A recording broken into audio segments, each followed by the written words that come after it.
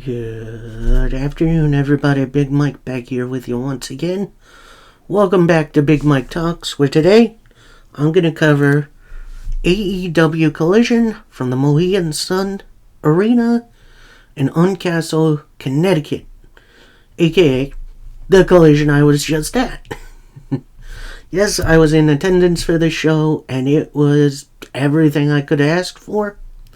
And now I am going to review it.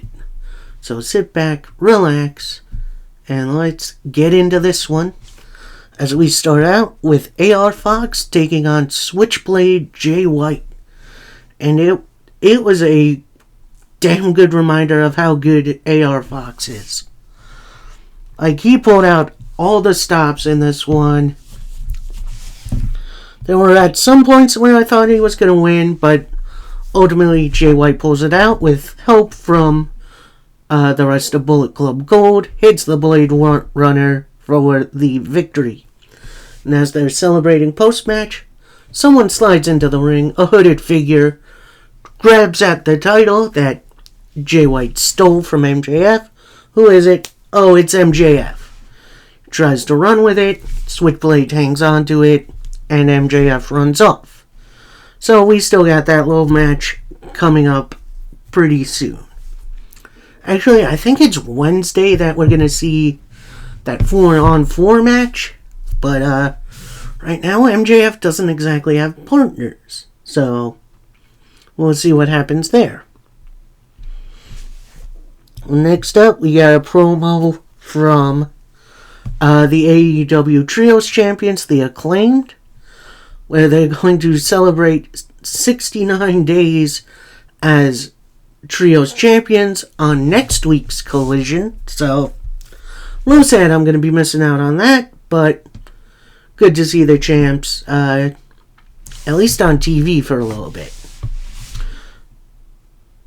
So, next matchup, we got the Guns, Austin and Colton, taking on Dalton Castle's boys. That's Brandon and Brett Taylor. Brandon and Brett. I don't think they have a last name. Yeah, the boys definitely got out to a white-hot start, but eventually the Guns fired back and hit a 310 to Yuma pretty much right off the bat to pick up the victory. And, of course, the Guns are getting a Ring of Honor Tag Team title shot at the buy-in for Full Gear. So, that should be interesting. Then we had an interview from Ryan Nemeth, the Hollywood hunk, and saying he's got a big movie coming out, although he's a part of the Screen Actors Guild, so I guess he shouldn't be doing that stuff. Anyway, so there he's standing outside CJ Perry's locker room or office, knocks on the door. Who answers? Oh, it's Miro, CJ Perry's husband. So then Miro drags him in, closes the door, and just starts beating him up. Which, alright, Ryan Nemeth on Collision. That's nothing I would have seen coming anytime soon. Next up, we got the Fright Night Fight for the AEW Women's title as Abaddon making her AEW return to take on Hikaru Shida. And yeah, this match was definitely a lot of fun. Ring was decorated in like cobwebs and pumpkins and stuff. It kind of looked like a cheap slasher film, but it worked. And yeah, we had trash can lids involved, trash cans. Shida had her kendo stick. At points, you had Abaddon sneaking under the ring and jump scaring Shida from behind, which that was funny. That was just funny to watch. Abaddon then pours out a bucket of candy, which at first I thought were Legos, but then yeah, those are candies. Big slam by Abaddon on Sheeta. And Sheeta with a DDT a little bit afterwards. A little after that, Sheeta placed a pumpkin onto Abaddon's head, hit her with the katana for the pinfall victory. So your winner, still women's champion, Hikaru Shida. Then, post-match, you had Toni Storm come out, pretty much prance around the ring, and then lay on the announce table, where she apparently pulled out an orange from her pocket. So, gonna be interesting what Storm and Shida can do in the ring together. Hopefully it's gonna be fun.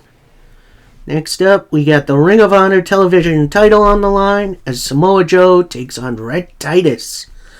It was nice seeing Red Titus on this show. He is definitely an underrated superstar. He has been doing stuff on Ring of Honor, which is awesome. And, yeah, Samoa Joe with the white hot start. Titus gets some big dog boots in, but ultimately, after a try at the Muscle Buster, Samoa Joe surprise Kikina clutch for the submission victory. We then get footage from Rampage the previous evening, interviewing the QTV crew. We see QT Marshall back, and apparently he's going to be defending his AAA Latin American title here in AEW against some of the best luchadors that we got. Hopefully that means a return of Bandito, because I miss that dude. And, yeah, let's see him against some of the best luchadors out there. Let's see him against Gravity. Why not? Next, we have an injury update on the American Dragon Bryan Danielson. And who brings us this news? Blackpool Combat Club mate Claudio Castagnoli says he has a broken orbital bone, which is right around the eye. Now, he doesn't know which move pretty much caused the injury. Was it the Orange Punch, or was it the Rainmaker? Personally, he doesn't care because he's going after both Okada and Cassidy. Now, he says to Okada, I don't care if it's here in the US or over in Japan. I'm going to hunt you down. I'm going to make you pay, which is an awesome line. And then to Cassidy, he says, I know it's going to be you versus me on Wednesday for your international title. I know what I'm going to do to you. I know what I'm capable of. And it frightens me. You hurt one of the Blackpool Combat Club. And now I'm going to hurt you. See you on Wednesday. Good luck. Ooh, that match is going to be fun. I can't wait for that one. Next up, we got a singles match, which we have FTR's own Dex Harwood taking on one half of the AEW Tag Team Champions, Absolute Ricky Starks. Before the bell rings, lights go out. And then lights come back on. You see the House of Black standing, not even ringside, they were in the crowd, which, that's pretty cool. And they were, focused on the match. Match itself was serviceable. Like, it wasn't bad at all. But I do feel like there were some steps missing. Like, at one point, you have Dax Harwood blocking the Tornado DDT, which is one of my favorite moves from Starks.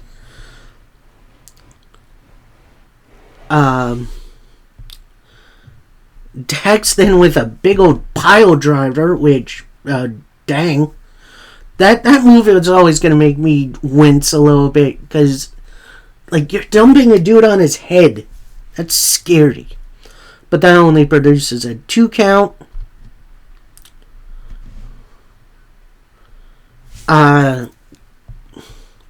At one point, we see Big Bill try to rescue Ricky Starks, but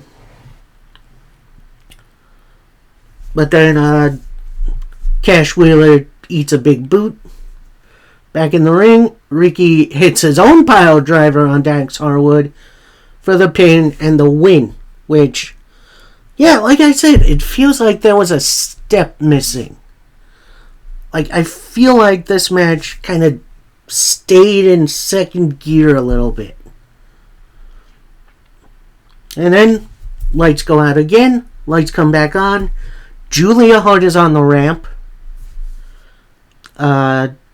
Then the lights went out again. House of Black are in the ring. Looks like they're staring at their champs for a second. And then they turn to FTR. It looks like they're about to have a big old brawl. Then who managed to make the save? It's LFI, that being Roosh, Dralistico, and Preston Vance. And it looks like they're kind of squaring up to FTR too, but then they just have a brawl with the House of Black. FTR joins in on Starks and Big Bill. Eventually, Starks and Big Bill grab their tag team titles and roll up the ramp. And that leaves LFI and FTR to deal with the House of Black, which definitely a good little brawl and a nice setup for hopefully some interesting things to come. We then get almost immediately an interview with Andrade El Idolo because he has ties to LFI. He was founder, I guess, here in AEW. And he pretty much says, I'm a businessman. This is my business, nobody else's. So, it's kind of unclear whether he's going to rejoin up with LFI or if he's just going to run solo. So, I guess we'll see. We then go into an interview with Chris Statlander and Willow Nightingale and Sky Blue. Statlander pretty much says, you know, whatever's going on between you two, you need to settle this. Then Willow says to Sky Blue, I feel like there's been some tension between us since you got misted by Julia, and something's up with you. What's going on? Then Sky replies, anything that I have to say with Julia is between her and I. And she just walks off. So it does look like Sky Blue is going to succumb to the corrupting mist, which should be interesting. Although Willow did get misted too, so I'm not sure why she's not feeling the corruption either. Maybe she will in the near future, we'll see. Next up, we've got Claudio Castagnoli taking on Hot Sauce Tracy Williams. And then just after a bunch of uppercuts, like, I think there were like 30 of them. Claudio with the victory. Thanks for coming, Tracy Williams. And then, before the main event begins, we see MJF and Kenny Omega warming up. MJF is then approached by Samoa Joe, who says, look, I could be your friend here, Max. You just need to give me a rematch for that title of yours. If you find yourself in a bad way tonight, you just gotta scream my name and I'll be your friend. Good luck, and I'll have my ears picked up. So, this storyline I think is a little interesting with Joe. Adds kind of a new dimension to him. I like it. And then we go into this main event. MJF taking on Kenny Omega. And who joins the announce table? By God, it's good old JR. Good seeing him back on his feet. And announcing for AEW again. And this match had absolutely everything. Every near fall you can think of. And a table spot in which I'm surprised that wasn't a DQ, but ref's discretion, I guess. Yeah, MJF hanging with Kenny Omega. This was a real treat. MJF hits a kangaroo kick on Kenny Omega. I am surprised Kenny Omega let that happen. Like, that was interesting. MJF tried for the Heat Seeker, but ultimately Kenny blocks it and hits a big old Rana from the apron, which that was absolutely insane. Just like back and forth, and I don't know what else to say about this match. This match was absolutely awesome.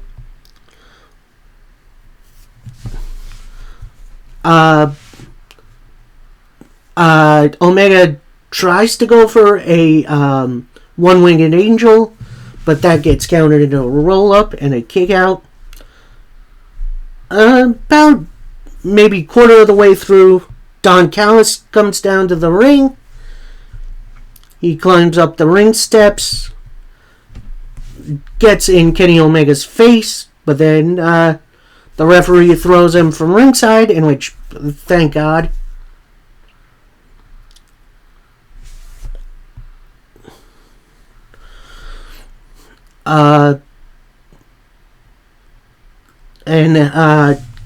MJF tries for a Panama Sunrise. That misses.